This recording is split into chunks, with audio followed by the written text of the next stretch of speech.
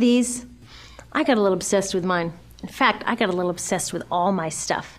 Have you ever wondered where all the stuff we buy comes from and where it goes when we throw it out? I couldn't stop wondering about that, so I looked it up. And what the textbook said is that stuff moves through a system from extraction to production to distribution to consumption to disposal. All together, it's called the materials economy. Well, I looked into it a little bit more. In fact, I spent 10 years traveling the world, tracking where our stuff comes from and where it goes. And you know what I found out? That is not the whole story. There is a lot missing from this explanation. For one thing, this system looks like it's fine. No problem. But the truth is, it's a system in crisis. And the reason it's a system in crisis is it's a linear system and we live on a finite planet. And you cannot run a linear system on a finite planet indefinitely. Every step along the way, this system is interacting with the real world. In real life, it's not happening on a blank white page. It's interacting with societies, cultures, economies, the environment. And all along the way, it's bumping up against limits. Limits we don't see here because the diagram is incomplete. So let's go back through. Let's fill in some of the blanks and see what's missing. Well, one of the most important things that's missing is people. Yes, people. People live and work all along this system. And some people in this system matter a little more than others. Some have a little more say. Who are they? Well, let's start with the government. Now, my friends tell me I should use a tank to symbolize the government, and that's true in many countries and increasingly in our own. After all, more than 50% of our federal tax money is now going to the military. But I'm using a person to symbolize the government because I hold true to the vision and values the government should be of the people, by the people, for the people. It's the government's job to watch out for us, to take care of us. That's their job. Then along came the corporation. Now, the reason the corporation looks bigger than the government is that the corporation is bigger than the government. Of the 100 largest economies on Earth now, 51 are corporations. And as the corporation has grown in size and power, we've seen a little change in the government where they're a little more concerned in making sure everything's working out for those guys than for us. Okay, so let's see what else is missing from this picture. We'll start with extraction, which is a fancy word for natural resource exploitation, which is a fancy word for trashing the planet. What this looks like is we chop down the trees, we blow up mountains to get the metals inside, we use up all the water, and we wipe out the animals. So here we are running up against our first limit. We are running out of resources. We are using too much stuff. Now, I know this can be hard to hear, but it's the truth, so we've got to deal with it. In the past 3 decades alone, 1/3 of the planet's natural resource base has been consumed. Gone. We are cutting and mining and hauling and trashing the place so fast that we're undermining the planet's very ability for people to live here. Where I live, in the United States, we have less than 4% of our original forests left. 40% of the waterways have become undrinkable. And our problem is not just that we're using too much stuff, but we're using more than our share. We have 5% of the world's population, but we're using 30% of the world's resources and creating 30% of the world's waste. If everybody consumed at US rates, we would need 3 to 5 planets. And you know what? We've only got 1. So my country's response to this limitation is simply to go take somebody else's. This is the third world, which some would say is another word for our stuff that somehow got on somebody else's land. So what does that look like? The same thing, trashing the place. 75% of global fisheries now are fished at or beyond capacity. 80% of the planet's original forests are gone. In the Amazon alone, we're losing 2,000 trees a minute. That is 7 football fields a minute. And what about the people who live here? Well, according to these guys, they don't own these resources, even if they've been living there for generations. They don't own the means of production, and they're not buying a lot of stuff. And in this system, if you don't own or buy a lot of stuff, you don't have value. So next, the materials move to production. And what happens there is we use energy to mix toxic chemicals in with the natural resources to make toxic contaminated products. There are over 100,000 synthetic chemicals in use in commerce today. Only a handful of them have even been tested for health impacts, and none have been tested for synergistic health impacts. That means when they interact with all the other chemicals we're exposed to every day. So we don't know the full impact on health and the environment of all these toxic chemicals, but we do know one thing: toxics in, toxics out. As long as we keep putting toxics into our industrial production systems, we're going to keep getting toxics in the stuff that we bring into our homes and workplaces and schools, and our bodies. Like BFRs, brominated flame retardants, they're a chemical that make things more fireproof, but they are super toxic. They're a neurotoxin. That means toxic to the brain. What are we even doing using a chemical like this? Yet we put it in our computers, our appliances, couches, mattresses, even some pillows. In fact, we take our pillows, we douse them in a neurotoxin, then we bring them home and put our heads on them for 8 hours a night to sleep. Now, I don't know, but it seems to me in this country with so much potential, we could think of a better way to stop our heads from catching on fire at night. Now, these toxics build up the food chain and concentrate in our bodies. Do you know what is the food at the top of the food chain with the highest level of many toxic contaminants? Human breast milk. That means that we've reached a point where the smallest members of our societies, our babies, are getting the highest lifetime dose of toxic chemicals from breastfeeding from their mothers. Is that not an incredible violation? Breastfeeding must be the most fundamental human act of nurturing. It should be sacred and safe. Now, breastfeeding is still best, and mothers should definitely keep breastfeeding, but we should protect it. They should protect it. I thought they were looking out for us. And of course, the people who bear the biggest brunt of these toxic chemicals are the factory workers, many of whom are women of reproductive age. They're working with reproductive toxins, carcinogens, and more. Now I ask you, what kind of woman of reproductive age would work in a job exposed to reproductive toxins except for a woman with no other option? And that's one of the beauties of this system. The erosion of local environments and economies here ensures a constant supply of people with no other option. Globally, 200,000 people a day are moving from environments that have sustained them for generations into cities, many to live in slums, looking for work, no matter how toxic that work may be. So you see, it's not just resources that are wasted along this system, but people too. Whole communities get wasted. Yep, toxics in, toxics out. A lot of the toxics leave the factories in products, but even more leave as byproducts or pollution. And it's a lot of pollution. In the US, our industry admits to releasing over 4 billion pounds of toxic chemicals a year. And it's probably a lot more because that's only what they admit. So that's another limit, because yuck, who wants to look at and smell 4 billion pounds of toxic chemicals a year? So what do? Move the dirty factories overseas, pollute someone else's land.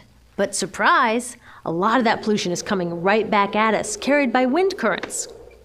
So what happens after all these natural resources are turned into products? Well, it moves here for distribution. Now, distribution means selling all the toxic contaminated junk as quickly as possible. The goal here is to keep the prices down, keep the people buying, and keep the inventory moving. How do they keep the prices down? Well, they don't pay the store workers very much, and they skimp on health insurance every time they can. It's all about externalizing the costs. What that means is that the real costs of making stuff aren't captured in the price. In other words, we aren't paying for the stuff we buy. I was thinking about this the other day. I was walking to work and I wanted to listen to the news, so I popped into a Radio Shack to buy a radio. I found this cute little green radio for $4.99. I was standing there in line to buy this thing, and I was thinking, how could $4.99 possibly capture the cost of making this radio and getting it into my hands? The metal was probably mined in South Africa. The petroleum was probably drilled in Iraq. The plastics were probably produced in China. And maybe the whole thing was assembled by some 15-year-old in a maquiladora in Mexico. $4.99 wouldn't even pay the rent for the shelf space it occupied until I came along, let alone part of the staff guy's salary who helped me pick it out, or the multiple ocean cruises and truck rides pieces of this radio went on. That's how I realized I didn't pay for the radio. So who did pay? Well, these people paid with the loss of their natural resource space. These people paid with the loss of their clean air, with increasing asthma and cancer rates. Kids in the Congo paid with their future. 30% of the kids in part of the Congo have dropped out of school to mine coltan, a metal we need for our cheap and disposable electronics. These people even paid by having to cover their own health insurance. All along this system, people pitched in so I could get this radio for $4.99. And none of these contributions are recorded in any accounts book. That's what I mean by the company owners externalized the true costs of production. And that brings us to the golden arrow of consumption. This is the heart of the system, the engine that drives it. It is so important that protecting this arrow has become the top priority for both of these guys. That's why after 9/11, when our country was in shock, and President Bush could have suggested any number of appropriate things, to grieve, to pray, to hope. No, he said to shop, to shop. We have become a nation of consumers. Our primary identity has become that of being consumers, not mothers, teachers, farmers, but consumers. The primary way that our value is measured and demonstrated is by how much we contribute to this arrow, how much we consume. And do we? We shop and shop and shop, keep the materials flowing, and flow they do. Guess what percentage of total materials flow through this system is still in product or use 6 months after their date of sale in North America? 50%? 20? No, 1%. 1. In other words, 99% of the stuff we harvest, mine, process, transport, 99% of the stuff we run through this system is trashed within 6 months. Now, how can we run a planet with that level of materials throughput? It wasn't always like this. The average US person now consumes twice as much as they did 50 years ago. Ask your grandma. In her day, stewardship and resourcefulness and thrift were valued. So how did this happen? Well, it didn't just happen. It was designed. Shortly after World War II, these guys were figuring out how to ramp up the economy. Retailing analyst Victor Lebeau articulated the solution that's become the norm for the whole system. He said, our enormously productive economy demands that we make consumption our way of life, that we convert the buying and use of goods into rituals, that we seek our spiritual satisfaction, our ego satisfaction in consumption. We need things consumed, burned up, replaced, and discarded at an ever-accelerating rate. President Eisenhower's Council of Economic Advisors chairman said that the American economy's ultimate purpose is to produce more consumer goods. More consumer goods? Our ultimate purpose? Not provide health care or education or safe transportation or sustainability or justice? Consumer goods? How did they get us to jump on board this program so enthusiastically? Well, 2 of their most effective strategies are planned obsolescence and perceived obsolescence. Planned obsolescence is another word for designed for the dump. It means they actually make stuff to be useless as quickly as possible, so we'll chuck it and buy a new one. It's obvious with things like plastic bags and coffee cups, but now it's even big stuff. Mops, DVDs, cameras, barbecues even, everything. Even computers. Have you noticed that when you buy a computer now, the technology is changing so fast that in just a couple of years, it's actually an impediment to communication? I was curious about this, so I opened up a big desktop computer to see what was inside. And I found out that the piece that changes each year is just a tiny little piece in the corner. But you can't just change that one piece because each new version is a different shape. So you gotta chuck the whole thing and buy a new one. So I was reading industrial design journals from the 1950s when planned obsolescence was really catching on. These designers are so open about it. They actually discuss how fast can they make stuff break that still leaves the consumer having enough faith in the product to go out and buy another one. It was so intentional. But stuff cannot break fast enough to keep this arrow afloat. So there's also perceived obsolescence.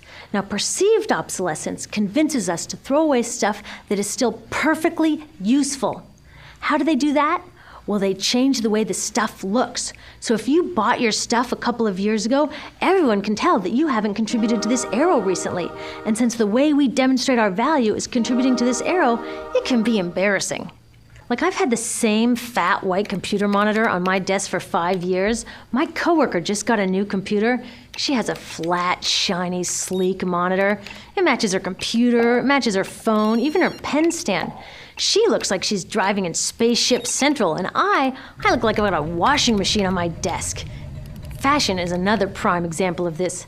Have you ever wondered why women's shoe heels go from fat one year to skinny the next to fat to skinny? It's not because there's some debate about which heel structure is the most healthy for women's feet. It's because wearing fat heels in a skinny heel year shows everybody that you haven't contributed to that arrow as recently, so you're not as valuable as that person in skinny heels next to you, or more likely in some ad. It's to keep us buying new shoes. Advertisements and media in general plays a big role in this. Each of us in the US is targeted with over 3,000 advertisements a day. We see more advertisements in 1 year than people 50 years ago saw in a lifetime. And if you think about it, what's the point of an ad except to make us unhappy with what we have? So 3,000 times a day, we're told our hair is wrong, our skin is wrong, our clothes are wrong, our furniture is wrong, our car is wrong, we are wrong, but it can all be made right if we just go shopping. Media also helps by hiding all of this and all of this. So the only part of the materials economy we see is the shopping. The extraction, production, and disposal all happens outside of our field of vision. So in the US, we have more stuff than ever before, but polls show that our national happiness is actually declining. Our national happiness peaked in the 1950s, the same time that this consumption mania exploded. Interesting coincidence. I think I know why. We have more stuff, but we have less time for the things that really make us happy. Friends, family, leisure time. We're working harder than ever. Some analysts say we have less leisure time than any time since feudal society. And do you know what the two main activities are that we do with the scant leisure time we have? Watch TV and shop. In the US, we spend 3 to 4 times as many hours shopping as our counterparts in Europe do. So we're in this ridiculous situation where we go to work, maybe 2 jobs even, and we come home and we're exhausted. So we plop down on our new couch and watch TV, and the commercials tell us you suck. So you got to go to the mall to buy something to feel better, and then you got to go to work more to pay for the stuff you just bought. So you come home and you're more tired, so you sit down and you watch more TV, and it tells you to go to the mall again, and we're on this crazy work, watch, spend treadmill, and we could just stop. So in the end, what happens to all the stuff we buy anyway? At this rate of consumption, it can't fit into our houses, even though the average house size has doubled in this country since the 1970s. It all goes out in the garbage. And that brings us to disposal. This is the part of the materials economy we all know the most because we have to haul the junk out to the curb ourselves. Each of us in the United States makes 4.5 pounds of garbage a day. That's twice what we each made 30 years ago. All of this garbage either gets dumped in a landfill, which is just a big hole in the ground, or if you're really unlucky, first it's burned in an incinerator and then dumped in the landfill. Either way, they both pollute the air, land, water, and don't forget, change the climate. Incineration is really bad. Remember those toxics back in the production stage? Well, burning the garbage releases the toxics up into the air. Even worse, it makes new super toxics, like dioxin. Dioxin is the most toxic man-made substance known to science, and incinerators are the #1 source of dioxin. That means that we could stop the #1 source of the most toxic man-made substance known just by stopping burning the trash. We could stop it today.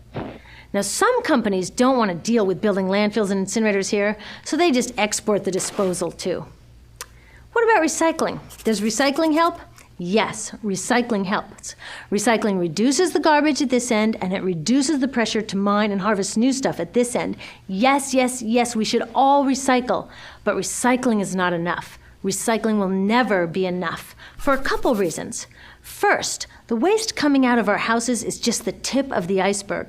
For every 1 garbage can of waste you put out on the curb, 70 garbage cans of waste were made upstream just to make the junk in that 1 garbage can you put out on the curb.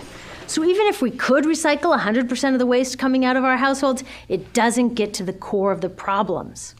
Also, much of the garbage can't be recycled, either because it contains too many toxics or it's designed not to be recyclable in the first place. Like those juice packs, where they have layers of metal and paper and plastic all smushed together, you can never separate those for true recycling. So you see, it is a system in crisis. All along the way, we are bumping up against limits. From changing climate to declining happiness, it's just not working. But the good thing about such an all-pervasive problem is that there are so many points of intervention. There are people working here on saving forests and here on clean production, people working on labor rights and fair trade and conscious consuming and blocking landfills and incinerators, and very importantly, on taking back our government so that it really is by the people and for the people. All of this work is critically important, but things are really going to start moving when we see the connections, when we see the big picture. When people along the system get united, we can reclaim and transform this linear system into something new, a system that doesn't waste resources or people. Because what we really need to chuck is that old school throwaway mindset. There's a new school of thinking on this stuff, and it's based on sustainability and equity, green chemistry, zero waste, closed-loop production, renewable energy, local living economies. It's already happening. Now, some say it's unrealistic, idealistic that it can't happen, But I say the ones who are unrealistic are those that want to continue with the old path. That's dreaming. Remember, that old way didn't just happen.